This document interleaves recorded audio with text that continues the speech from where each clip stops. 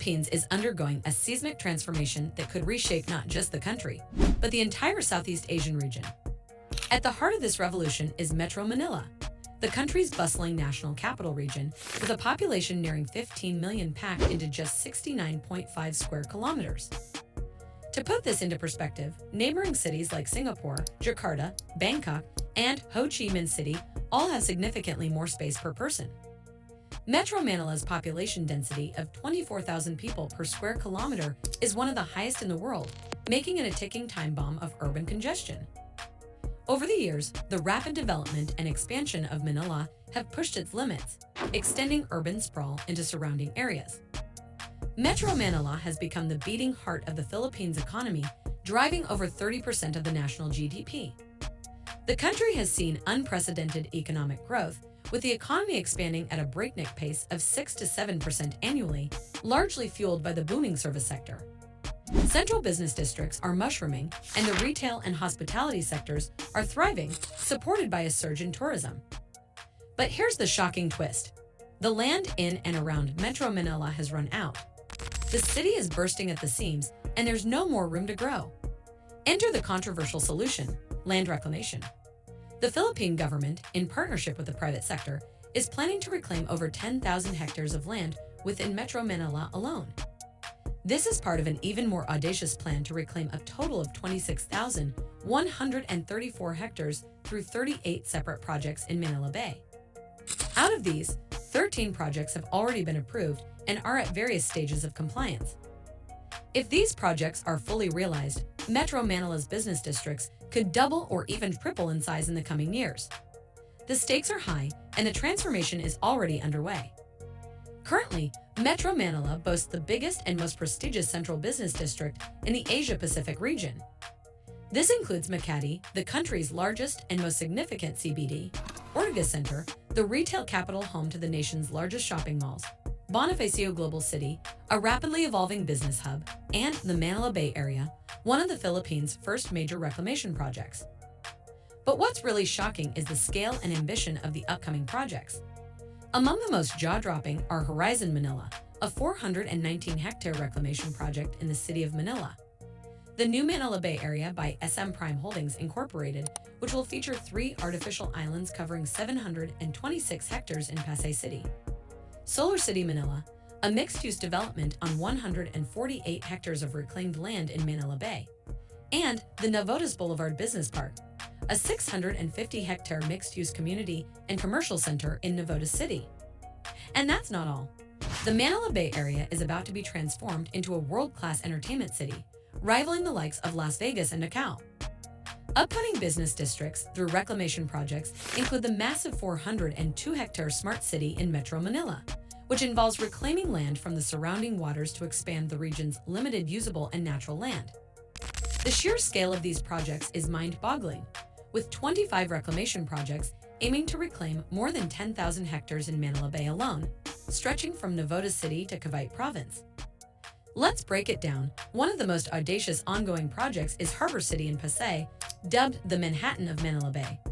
This project will reclaim 265 hectares of offshore areas to build a cosmopolitan, eco-friendly, and iconic waterfront city, complete with 7 master plan districts focused on work, life, and recreation.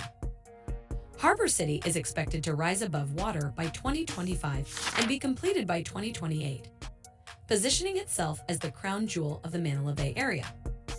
Sustainability is supposedly a core component of these projects, with promises of blue infrastructure, harnessing the waterway's full potential, and green infrastructure, revitalizing Manila Bay's ecology. But can we really believe these promises? Critics argue that these massive reclamation projects could lead to irreversible environmental damage, disrupting the natural ecosystems of Manila Bay and exacerbating flooding in an already flood-prone city. The stakes are incredibly high, and the Philippine Reclamation Authority, along with its contractors, are under immense pressure to deliver on their promises. Then there's the SM New Bay City, another mega project managed by SM Prime Holdings Incorporated. This project involves reclaiming approximately 726 hectares through the construction of 3 artificial islands designed to international standards. These islands are being built to withstand large earthquakes and typhoons, ensuring a supposedly safe living environment. But the question remains, can these man-made islands truly stand the test of time, or are we building future disasters?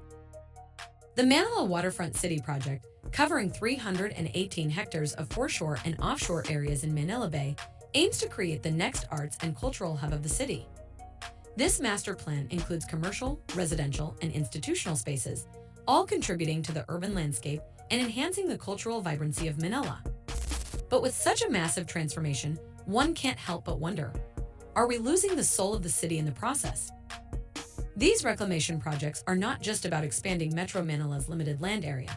They are about transforming the coastal areas of Manila Bay into thriving, world-class urban centers, providing a much-needed boost to the local economy.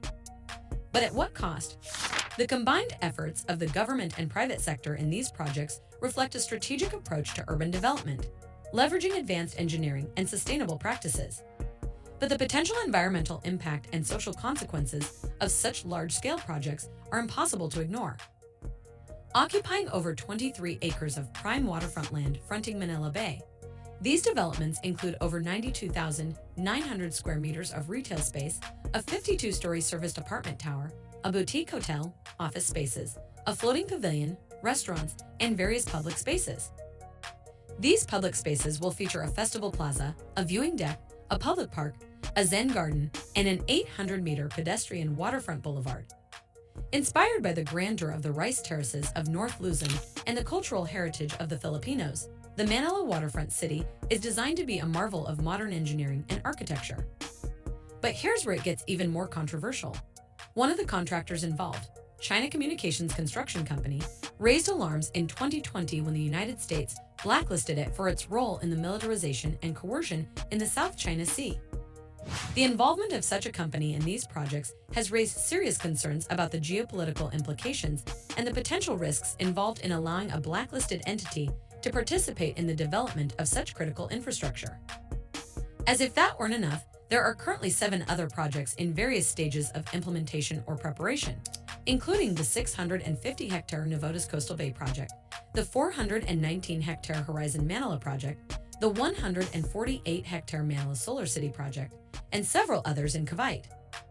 Other approved projects include the 400-hectare City of Pearl Reclamation Project in Manila, the 844-hectare Manila-Cavite Toll Expressway Reclamation Project in Bataan, and the 472-hectare Cavite 4-Island Reclamation Project.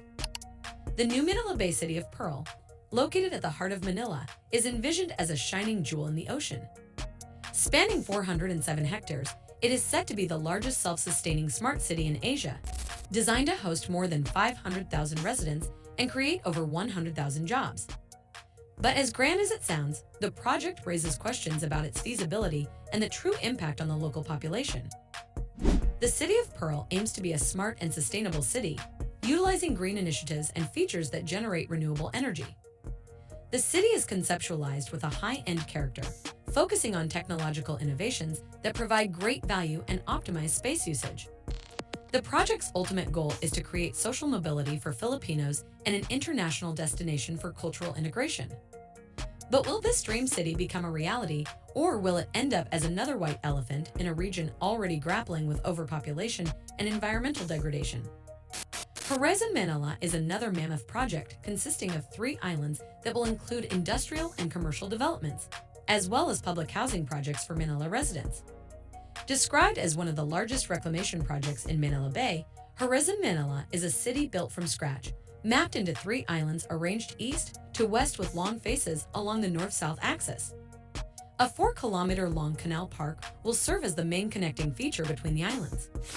The canal park is not just a connector, it's also a public park at the core of the development, stretching to the water's edge and ensuring that the Manila Bay sunset will always be accessible to the public. But with 83 hectares designated for open green spaces, will this project truly deliver on its promises of sustainability, or will it contribute to the destruction of Manila Bay's natural beauty?